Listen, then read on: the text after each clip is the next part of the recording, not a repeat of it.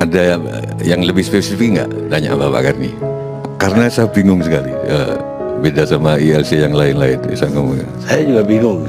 Tapi atau gini aja, mungkinkah situasi menjadi gini karena permintaan begitu tinggi Pak terhadap rumah sakit, sehingga supply demand-nya, sehingga terjadilah ya walaupun pihak rumah sakit membantah, tapi mungkin Pak Muldoko ada benernya juga, ada salahnya rumah sakit mungkin ada benernya, tapi kasus-kasus seperti Sukartil tadi juga saya sering dengar juga dari teman-teman, termasuk yang ibunya sakit kanker atau apa, yang sorry kalau bisa dicek yang di apotek nggak ada obatnya gitu loh, tapi dokter kok ada gitu loh, dari mana obat gitu-gitu. Sering gitu-gitu loh Pak. Jadi oke lah, saya nggak menyalahkan siapa-siapa, tapi mungkin nggak ini karena Pak Johnson, karena permintaan begitu tinggi, rumah sakit dan tenaga medis terbatas. Lalu saya mundur gini, yang membuat permintaan ini menjadi tinggi kan karena semua orang dipaksa, nggak tahu oleh suatu sistem atau apa, bahwa kalau sakit itu ke rumah sakit.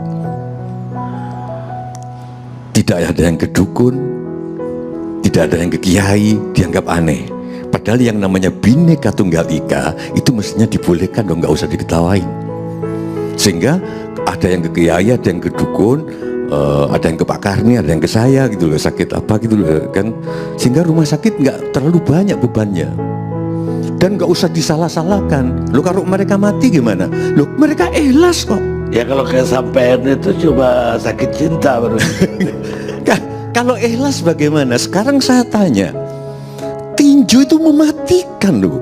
Barusan saya baca majalah kesehatan terakhir bahwa tinju itu merusak otak. Dan Taufik Ismail, penyair Taufik Ismail sudah lama menggencarkan anti tinju. Dia tidak ngomong haram, tapi jangan nonton tinju, karena tinju itu merusak otak. Saya baca majalah kesehatan kemarin lebih detail. Padahal banyak teman saya yang sembahyang tapi seneng nonton tinju, termasuk tinju di TV One. Saya kadang-kadang juga nonton. Kenapa? Loh, bukan cuma tinju yang merusak, dalang itu juga merusak lutut loh. Bisa pengapuran loh itu, yang kanan itu karena silat terus gini. Tapi yo nonton seneng. Siapa yang tidak melukai diri sendiri? Pemain balet itu menyiksa engkel, tapi kita nonton. Artinya kalau memang mereka ikhlas, nggak apa-apa dong datang ke dukun, nggak usah dicaci maki di medsos. Karena ternyata kebijakan-kebijakan lama mereka pergi ke dukun. Sekarang aja nggak ada pejabat yang ngomong pakai jangan lupa pakai sanitizer dan cuci tangan pakai sabun. Saya belum pernah dengar pakai cuci tangan pakai sirih. Padahal sirih nggak mencemari bumi. Dan setahu saya masa kecil itu sirih itu mematikan yang lain-lain Pak Johnson. Dan bisa dibayangkan kalau setiap orang di Jakarta nanam sirih di pot-potnya. Jangan-jangan ada perusahaan sabun ini yang Pak Karni tadi bilang semua di bisnis kan. Kenapa bahkan pemerintah ngomong cuci tangan pakai sabun? Nggak gini loh, saudara-saudara yuk pakai sanitizer dan cuci tangan karena ini Bhinneka Tunggal Ika, terserah mau pakai apa. Ayo gosok gigi terserah, yang mau pakai siwak monggo. Jangan terus diketawain. Saya dulu di SD itu pakai sabut kelapa kok. Lingkungan bersih karena sabut. Jadi, nah siapa sekarang yang memitoskan kebiasaan-kebiasaan itu jadi keharusan?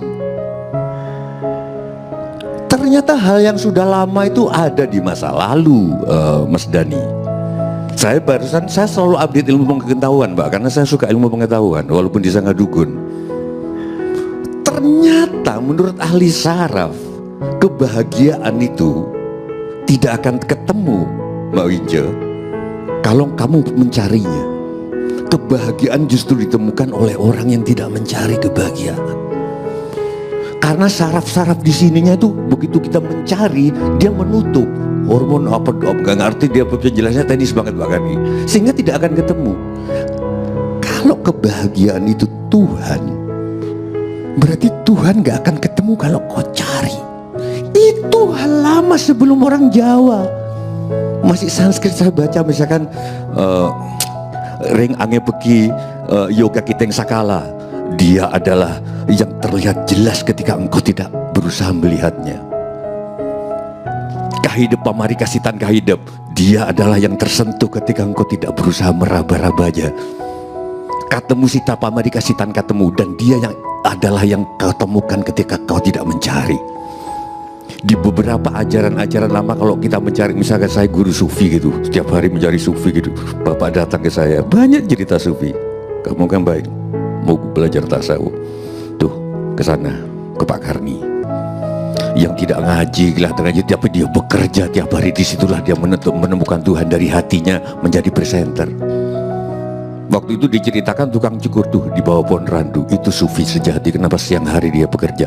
Mundur lagi ke wayang, ternyata wayang sejati yang pencari Tuhan itu Bima, karena dia nggak pernah macam-macam, dia bekerja.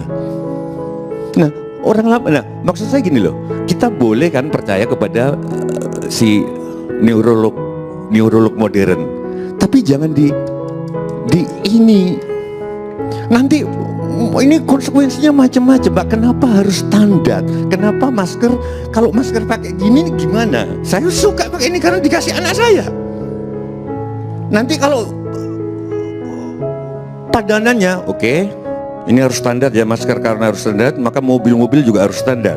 Avanza itu kurang, karena yang bagus itu kayak mobilnya Pak Karni gitu loh, karena platnya lebih tebal, jadi kalau ada orang nggak pakai mobil semua, karena nunggu yang sekelas mobilnya Pak Karni. Saya harus bekerja berapa tahun untuk bisa kayak mobil kayak dia. Gini loh, kenapa sih? Oke, saudara pakai masker scuba, tapi hati-hati ya, jangan terlalu dekat, karena itu nanti jangan terus, apalagi ada SNI yang bikin masker ini ekonomi bangkit. Makanya, nah, sumber saya kebingungan itu kenapa kok saya harus menemukan ini. Jangan-jangan ini menjadi dokter, jadi dalam tanda kutip, sorry Pak Nazar, jadi sewenang-wenang karena terlalu banyak permintaan masyarakat. Coba makin berkurang 50%, karena 50% juga lari ke kiai, ke kuburan. Ya biarin aja. Lu kalau mati, ya mereka ikhlas, petinju tuh ikhlas mati kok. Nah, maksud saya, kita itu nggak perlu lockdown kota, nggak perlu lockdown daerah. Sekarang yang kita perlukan lockdown diri sendiri. Bukan saja nanya negara itu apa, bukan saja nanya komunitas itu apa, nanya aku ini siapa, apa. Dari situ, oh ternyata aku perlu teman-teman berarti perlu komunitas kumpul-kumpul, ternyata perlu negara. Baru, oh ternyata aku perlu negara. Kalau nggak kita bingung terus, Mas Jason. Di COVID ini begitu banyak pertentangan. Misalnya Pak Luhut baru dilantik waktu itu jadi penanganan COVID, bahwa 2 minggu harus selesai. Pada saat itu terus ada pilkada nggak bisa diundur karena belum tahu COVID akan selesainya kapan. Loh, kalau aku jadi Pak Luhut tersinggung loh. Aku tersinggung banget kalau saya jadi opung. Gila, aku dilantik jadi banyak lagi. Aku ketemu Pak Mahfud di Jogja, Pak Mahfud MD, orang Madura itu. Tidak bisa Tejo. Kalau pilkada ini mundur, nanti akan banyak BLT itu 200-an lebih. Iya juga sih, kan banyak BLT, nggak bisa mengambil. Tapi terus saya dalam hati, gimana dengan pandangan ekonom bahwa kalau pemerintah ini nggak ada, ekonomi tambah maju kok. Kalau pemerintah ini tidur, ekonomi tambah jalan. Bener juga. Jadi terus tadi yang Dokter Tirta itu, kita dilarang demo, tapi dibikin suatu tindakan yang membuat orang demo. Bingung nggak? Terus aku melockdown diri sendiri ini, terus lahirnya seperti ini Pak Karni. Jadi terus tadi Pak Luhut di awal-awal, tolonglah itu, kau tahulah teman-teman menahan diri. Aku sering menggunakan di sana, ya betul menahan diri. Pertanyaanku, kenapa anggota DPR gak menahan diri juga untuk itu aja sih. Bingung aku kan, akhirnya aku melockdown. Tuhan, aku ini siapa? Aku harus gimana? Sudahlah, sekarang saya ini, aku setuju Mas Johnson sama Pak Karni. PSBB kedua ini lebih repot karena orang tabungannya makin tipis.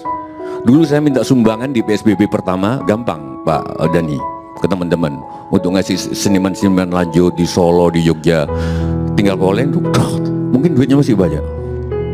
Sekarang udah makin tipis. Terus kedua, udah bosen takut. Udah nggak terlalu di rumah lagi. Jadi kayaknya kalau gitu sekarang gini loh.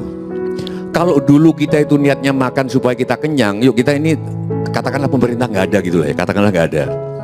Kita sekarang kalau makan Pak Dani, niatnya aku aja 50% untuk ngasih kerjaan warung. 50% karena kita lapar. Kita kalau ada pintu rusak rumah, jangan sampai nunggu pintu itu rusak. Sebelum rusak, menjelang rusak, dandanin supaya ada tukang bisa kerja. Yang sekarang pakai mesin-mesin cuci itu tolong hentikan, panggil tetangga yang bisa nyuci. Udah itu aja. Kalau enggak kita kriminalitas. Saya melakukan itu. Oh sorry enggak, janganlah nanti ria gitu. Terus saya kira itu Pak Gani, Pak Muldoko ada benernya, karena itu ada tapi nggak bisa dibuktikan gitu loh. Gimana sih kita? Aku itu ke dokter kalau nggak dipaksa istri nggak pergi loh Pak, karena saya percaya pada wirid. Loh iya Pak, tapi nanti dibilang loh kok percaya gitu? Gimana sih?